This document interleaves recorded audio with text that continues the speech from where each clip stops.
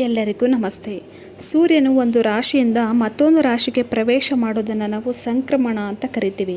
ಆದರೆ ಯಾವ ಚಂದ್ರಮಾನ ತಿಂಗಳಲ್ಲಿ ಸೂರ್ಯನ ಸಂಕ್ರಮಣ ಇರುವುದಿಲ್ಲವೋ ಆ ತಿಂಗಳನ್ನು ನಾವು ಪಂಚಾಂಗದಲ್ಲಿ ಅಧಿಕ ಮಾಸ, ಮಲಮಾಸ, ಪುರುಷೋತ್ತಮ ಮಾಸ ಅಂತ ಹೇಳಿ ಕರಿತೀವಿ. ಈ ಒಂದು ಅಧಿಕ ಮಾಸವು ಆರಂಭವಾಗುವುದು ಮತ್ತು ಅಂತ್ಯವಾಗುವುದು ಈಗಾಗಲೇ ನಿಮಗೆ ಗೊತ್ತಿದೆ. ಈಗ ಆಲ್ರೆಡಿ ಅಧಿಕ ಮಾಸವು ಕೂಡ ಆರಂಭ ಆಗಿದೆ.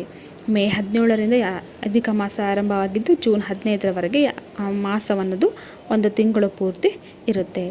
ಸೊ ಈ ಒಂದು ಮಾಸದಲ್ಲಿ ನಾವು ಯಾವ ಕೆಲಸಗಳನ್ನು ಮಾಡಬೇಕು, ಏನನ್ನು ಮಾಡಿದರೆ ನಿಮಗೆ ಒಂದು ಪುಣ್ಯ ಪ್ರಾಪ್ತಿಯಾಗತ್ತೆ, ಮತ್ತು ಯಾವ ಕೆಲಸಗಳನ್ನು ಮಾಡಬಾರ್ದು ಅನ್ನೋದನ್ನು ನಾನು ನಿಮಗೆ ಒಂದು ವಿಡಿಯೋದಲ್ಲಿ ಡೀಟೇಲ್ ಆಗಿ ತಿಳಿಸ್ಕೊಡ್ತೀನಿ. ಎಲ್ಲೂ ಕೂಡ ಸ್ಕಿಪ್ ಮಾಡದೆ ವಿಡಿಯೋವನ್ನು ಪೂರ್ತಿಯಾಗಿ ನೋಡಿ.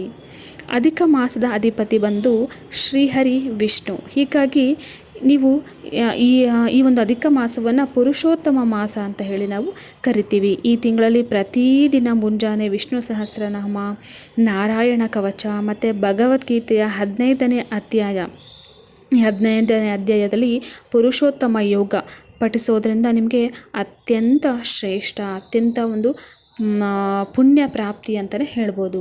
ಹಾಗೆ ಮನೆಯಲ್ಲಿ ಸತ್ಯನಾರಾಯಣ ಸ್ವಾಮಿಯ ಪೂಜೆ ಮಾಡಿಸೋದ್ರಿಂದ ನಿಮ್ಮ ಎಷ್ಟೇ ಒಂದು ದಾರಿದ್ರ್ಯ ಇದ್ದರೂ ಕೂಡ ಅದು ದೂರವಾಗಿ ನಿಮಗೆ ಅಷ್ಟೈಶ್ವರ್ಯ ಅನ್ನೋದು ಪ್ರಾಪ್ತಿಯಾಗತ್ತೆ. ಅಷ್ಟೇ ಅಲ್ಲ, ಈ ಒಂದು ಮಾಸದಲ್ಲಿ ದಾನ ಧರ್ಮಗಳಿಗೆ ಎಲ್ಲಿಲ್ಲದ ಒಂದು ಮಹತ್ವವಿದೆ.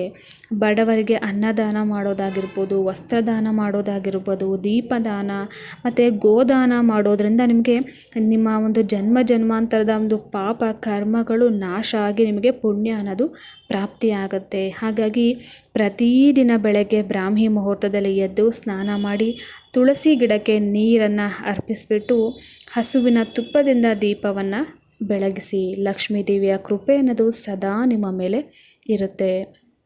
ಹಾಗಾದರೆ ಯಾವ ಕೆಲಸ ಮಾಡಬಾರ್ದು?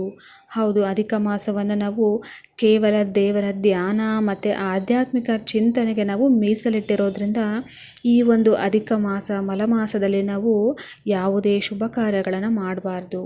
ಈ ಮದುವೆಗಳನ್ನು ಮಾಡೋದಾಗಿರ್ಬೋದು, ಮದುವೆಗಳಿಗೆ ಬಟ್ಟೆಗಳನ್ನು ಒಂದು ಪರ್ಚೇಸ್ ಮಾಡೋದಾಗಿರ್ಬೋದು, ನಿಶ್ಚಿತಾರ್ಥ, ಈ ಗೃಹ ಪ್ರವೇಶ, ಉಪನಯನ ಕಾರ್ಯಕ್ರಮ ಆಗಿರ್ಬೋದು, ನಾಮಕರಣದಂಥ ಕಾರ್ಯಕ್ರಮಗಳು, ಯಾವುದೇ ಒಂದು ಶುಭ ಕಾರ್ಯಗಳನ್ನು ನಾವು ಈ ಒಂದು ಮಾಸದಲ್ಲಿ ಮಾಡೋದು ನಿಷಿದ್ಧ ಅಂತ ಹೇಳಿದ್ದಾರೆ. ಈ ಒಂದು ಮಾಸದಲ್ಲಿ ಏನೇ ಇದ್ದರೂ ಕೂಡ ನೀವು ಹೋಮ, ಹವನ, ಜಪ ಈ ಥರ ಒಂದು ಪುಣ್ಯ ಕಾರ್ಯಗಳನ್ನ ನೀವು ಮಾಡಬೇಕಾಗತ್ತೆ. ಅಷ್ಟೇ ಅಲ್ಲ, ಹೊಸ ವಾಹನ, ಭೂಮಿ, ಸೈಟ್ ಅಥವಾ ಚಿನ್ನ ಆಭರಣಗಳನ್ನು ನೀವು ಖರೀದಿಸೋದು ಅಥವಾ ಹೊಸ ವ್ಯಾಪಾರಗಳನ್ನು ಶುರು ಮಾಡೋದು ಕೂಡ ಈ ತಿಂಗಳಲ್ಲಿ ತಡಿಬೇಕು. ಈ ಅಧಿಕ ಮಾಸದಲ್ಲಿ ಯಾವುದೇ ಒಂದು ಶುಭ ಕಾರ್ಯಗಳನ್ನು ಕೂಡ ಆರಂಭ ಮಾಡಬಾರ್ದು. ಮತ್ತು ಈ ಒಂದು ಮಾಂಸಾಹಾರ, ಮದ್ಯಪಾನ ಮತ್ತು ಈ ತಾಮಸಿಕ ಆಹಾರ ಅಂತ ಏನು ಕರಿತೀವಲ್ಲ, ಬೆಳ್ಳುಳ್ಳಿ, ಈರುಳ್ಳಿ ಸೇವನೆಗಳಿಂದ ಆದಷ್ಟು ದೂರ ಇರಬೇಕು. ಈ ಒಂದು ನಿಮ್ಮ ಮನಸ್ಸಿಗೆ ಮತ್ತು ಆರೋಗ್ಯಕ್ಕೆ ಉತ್ತಮ ಅಂತ ಹೇಳ್ಬೋದು. ಈ ಅಧಿಕ ಮಾಸದಲ್ಲಿ ಮನುಷ್ಯ ತನ್ನ ಏನೇ ಒಂದು ಆಸೆ ಆಕಾಂಕ್ಷೆಗಳ ಇದ್ದರೂ ಕೂಡ ಅದನ್ನು ಒಂದು ಸ್ವಲ್ಪ ಬದಿಗಿಟ್ಬಿಟ್ಟು ದೇವರ ಧ್ಯಾನವನ್ನು ಮಾಡಬೇಕು, ಜಪಗಳನ್ನು ಮಾಡಬೇಕು. ಪ್ರತಿನಿತ್ಯ ದೇವರ ಒಂದು ಗೀತೆಗಳು, ನಾಮಗಳು, ಹಾಡುಗಳನ್ನು ಹೇಳಬೇಕು. ದೇವರ ಧ್ಯಾನದಲ್ಲಿ ಹಾಗೆ ಪುಣ್ಯ ಕಾರ್ಯಗಳಲ್ಲಿ ತೊಡಗಿಸಿಕೊಂಡ್ರೆ ಪ್ರಕೃತಿ ಕಲ್ಪಿಸಿದ ಒಂದು ಪವಿತ್ರ ಅವಕಾಶ ಅಂತಲೇ ಕೂಡ ಇದನ್ನು ಹೇಳ್ಬೋದು. ಈ ಒಂದು ಪವಿತ್ರ ಅವಕಾಶ, ಒಂದು ಪವಿತ್ರ ದಿನವನ್ನು ಎಲ್ಲರೂ ಕೂಡ ಉಪಯೋಗಿಸ್ಕೊಳ್ಳಿ. ನಿಮ್ಮ ಏನೇ ಕರ್ಮಗಳಿದ್ರೂ ಕೂಡ ಈ ಒಂದು ತಿಂಗಳಲ್ಲಿ ನೀವು ಧ್ಯಾನ, ಪೂಜೆ, ವ್ರತಗಳನ್ನು ಮಾಡೋದ್ರ ಮೂಲಕ ನಿಮ್ಮ ಕೆಟ್ಟ ಕರ್ಮಗಳನ್ನು ದೂರ ಮಾಡಿ ಒಳ್ಳೆಯ ಒಂದು ದಿನಗಳನ್ನು ಆಹ್ವಾನ ಮಾಡಿಕೊಳ್ಳಿ. ಈ ಒಂದು ನಿಮಗೆ ಒಳ್ಳೆಯ ಒಂದು ದಿನಗಳು ನಿಮ್ಮ ಕೈಯಲ್ಲೇ ಇದೆ ಅಂತಲೇ ಹೇಳ್ಬೋದು. ಪ್ರಕೃತಿ ನಿಮಗೋಸ್ಕರನೇ ನಿಮಗೆ ಈ ಒಂದು ಅವಕಾಶಗಳನ್ನ ಕೊಟ್ಟಿದೆ ಅಂತ ಅಂದ್ಕೊಳ್ಳಿ.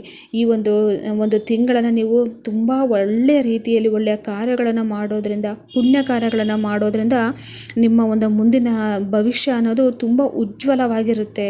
ನಿಮ್ಮ ಯಾವುದೇ ಒಂದು ದರಿದ್ರತೆ ಇದ್ದರೂ ಕೂಡ ನಾಶವಾಗುತ್ತೆ, ಪುಣ್ಯ ಅನ್ನೋದು ಲಭಿಸುತ್ತೆ ಅಂತ ಹೇಳ್ಬೋದು.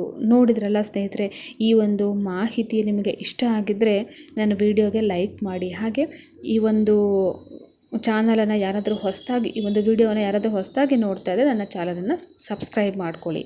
ಮತ್ತು ಮುಂದಿನ ವಿಡಿಯೋದೊಂದಿಗೆ ಮತ್ತೆ ನಿಮ್ಮನ್ನು ನಾನು ಭೇಟಿಯಾಗ್ತೀನಿ. ಅಲ್ಲಿವರೆಗೂ ಧನ್ಯವಾದಗಳು.